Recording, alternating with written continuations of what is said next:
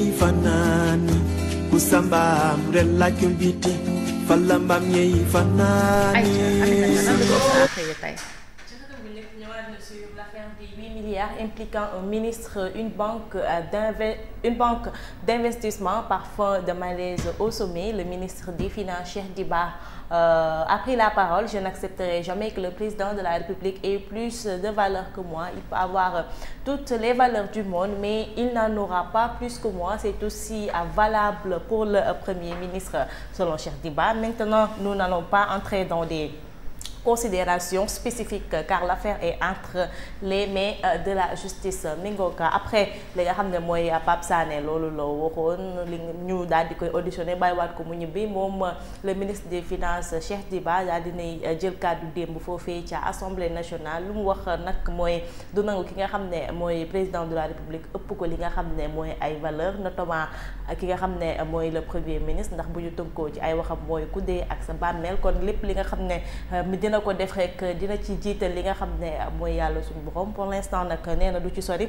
ndax li nga xam ne mooy enquête bi fi mu toll nii mu ngi ci loxoy justice. Leneen li nga xam ne source a xëyee na ko tey muy mbirum Matar Diagne di nekkoon étudiant foofee ca UGB moom mi nga xam ne njortu nañ ne dafa daal di xaru foofee ca néegam ca université. Source a revient sur ces derniers instants avec quelques de ses camarades yi nga xam ne ñoom bokk nañ ci ñi ko mujjee gis. Ils ont pris la parole bu ñu sukkandikoo ci kenn ki nga xam ne mooy PMG moom li mu daal di wax mooy bi mu koy mujjee gis daal mu ngi doon fekk ñuy waaja noddu timis ci la ko daal di romb mu yor li nga xam ne muy kurus di xaar li nga xam ne mooy ñu daal di noddu timis li mu daal di waxaat mooy bi nga xam ne dugg na ci chambre bi fekk na ko mu daal di julli ba pare ndax li nga xam ne mooy tapi ba mu doon jullee ak kurus bi kenn rangé ku ko woon. Les premiers étudiants cités comme étant les premiers témoins de ce qui semble être un suicide ont été entendus hier par la section de recherche de Saint-Louis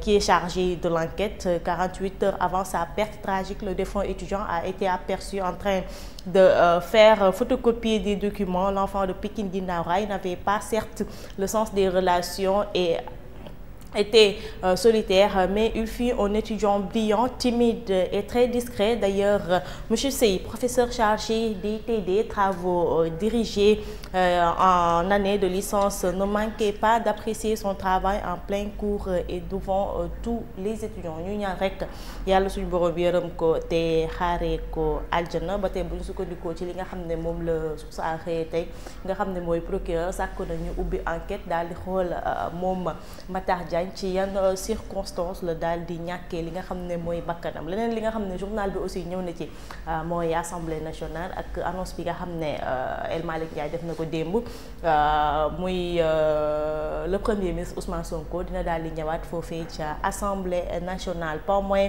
de 40 questions l'y attendent. Rien que le député Guy Marius Sagna compte dans son classeur au moins 37 questions écrites. À cela s'ajoutent les interpellations des élus Bombo, Tahirou Sarr, Marème Mbacké, pour ne pas citer que celle-ci. Selon El Malick, je tiens à informer que nous travaillerons activement sur le prochain passage du PM et de son gouvernement qui se soumettront à l'exercice des questions du gouvernement. Mi ngoog après li nga xam ne mooy DPG moom Ousmane Sonko dina daal di dellu si waat fi nga xam ne mooy assemblée nationale. Ñu tëjee ak lamb open press bi nga xam ne Ama Baldé doon na ko amal démb foofii ci Pikine. Moom nag ma ngay mettre en garde ki nga xam ne mooy Franc. Li mu daal di wax mooy je n'ai pas le droit à une défaite le jour du combat, c'est moi qui vais-je diriger. waaw ñu tàmbalee ko kon Ama Baldé nga xam ne il doit faire face à Franc normalement le 16 février. Dimanche 16 février.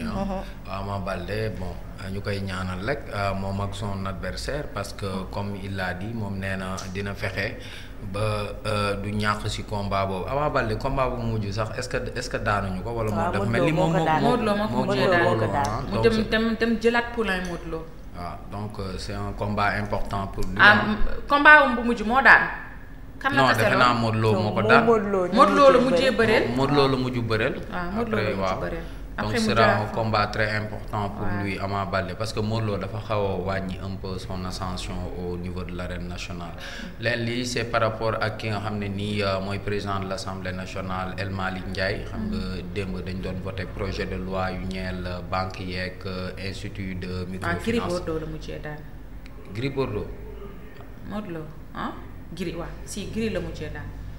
Gris moom Ama ñoo doon bëre temps ñoo doon bëre bi passé waaw amul daan Ama daan ko c'est vrai ci victoire la jógee. waaw si victoire comme leen li lu moo ngi ñeel li nga xam ne nii mooy assemblée nationale président bi El Malick di xamal ni ki nga xam ne nii mooy njiitu gouvernement bi Ousmane Sonko du yàgg dara di ñëw foofu sa assemblée nationale léegi nag moom xamal ne nii balaa loolu sax am na ay député yoo xam ne jot nañu yónnee seeni laaj pour PM Ousmane Sonko saay bu ñëwee foofu la sa assemblée nationale loolu nag xam naa ni ce sera après la publication du rapport de la Cour des comptes parce que rapport du Cour des comptes xam naa du yàgg dara ñu publier ko leneen li moo ngi ñeel étudiant bi nga xam ne ni dafa ñàkk bakkanam fële sa UGB mu tuddoon Matar Diagne nag gis nañu lettre bi nga xam ne nii bind na ko bataaxal bi nga xam ne nii bind na ko ba mu làqoo ba pare balaa moo làqu mu doon bataaxal boo xam ne nii tiis na parce que moo ngi expliquer ni rek moom dafa nekkoon nit koo xam ne nii dafa feebar waaye waxul exactement ban feebar moo ko dal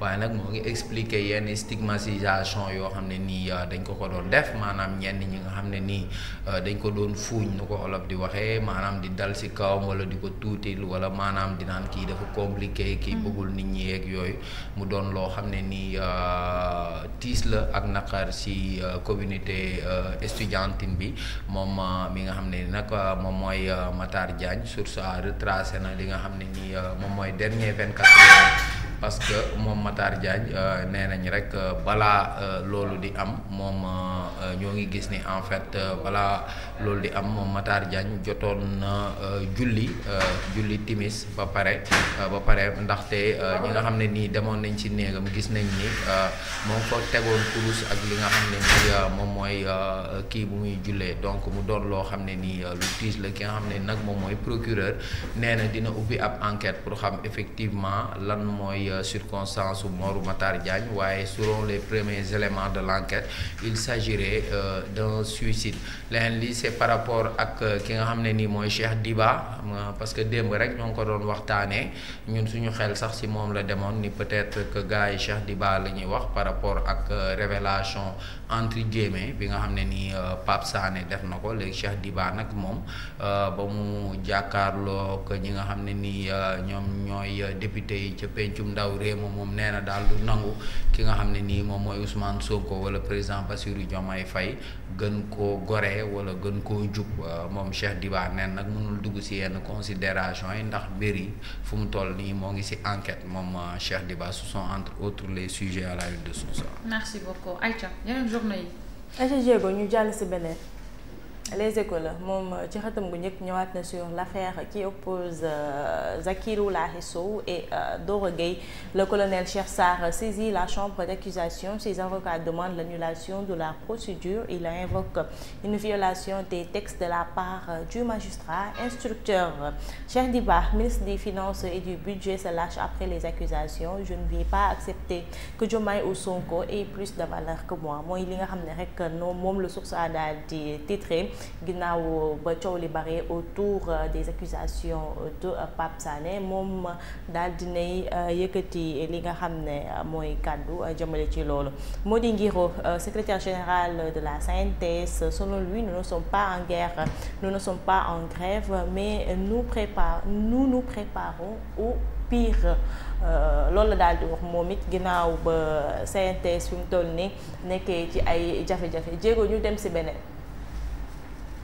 Le Soleil ci xëtam gu njëkk ñëwaat na sur l'affaire de l'étudiant Matar Diagne qui a perdu la vie ci ay conditions yi nga xam ne xamaguñu lu mu doon waaye tamit ñëw na ci lancement du plan de repositionnement du port de Dakar à la recherche d'une position perdue en perte de vitesse face à des concurrents de la sous-région. La plateforme de Dakar vise un chiffre d'affaires de 200 milliards de francs CFA par an contre 70 milliards de francs CFA actuellement. Aja jéego ñu dem. Yor. La SAUN revient sur le groupement NGE Contracting l'éduc contre la société sénégale Minergie-Port SMP de Dame Diané pour un litige remontant au régime de Macky Sall. Dame Diané et l'État du Sénégal traînaient devant le tribunal arbitral de Paris ce mercredi. De Paris ce mercredi, voilà. ci yor ci loolu ñëwaat na aussi Sénégal li nga xam ne moom lay occupé ci li nga xam ne mooy la corruption IPC 2024 le Sénégal fait une percée dans le classement voilà yaakaar naa yéeg na ci benn place la yéeg. ca jéego ñu affaire corruption. waaw. ñun de corruption gisuñu ni.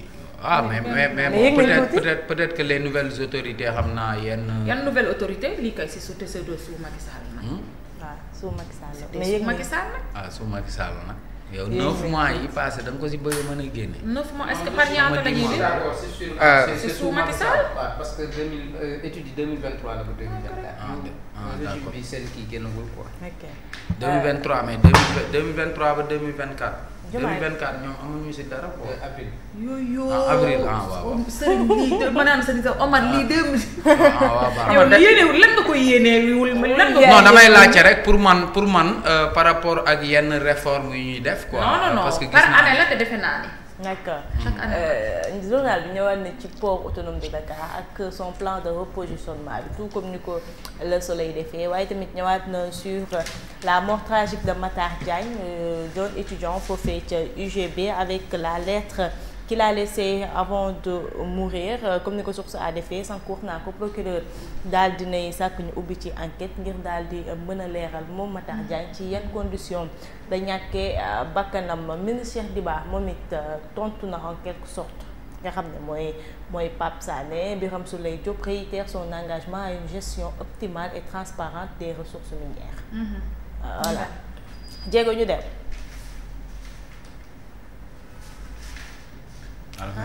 L'Observateur ñëw tey L'Obs amul. am na kay si une bi Jimi Mbaye moo ci nekk si L'Obs ñëwul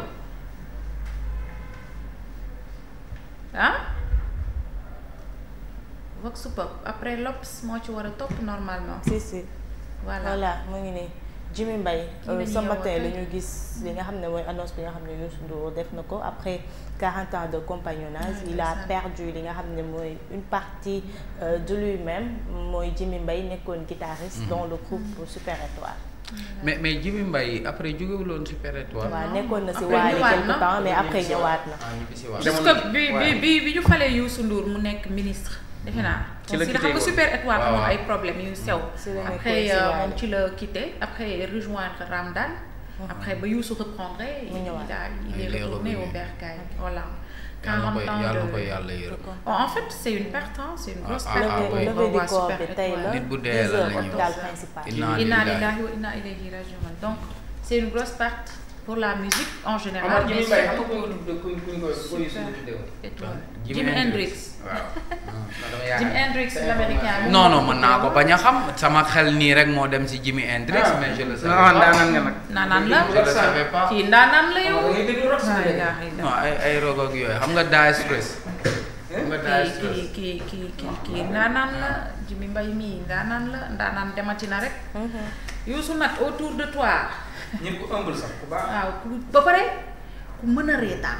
kenn du ko dégg si dara. Jimi Super Étoile lu muy rëy buy gars yi nekk si ginnaaw di ko ne moom day rëy rek mi ngi guitare bi day rëy rek.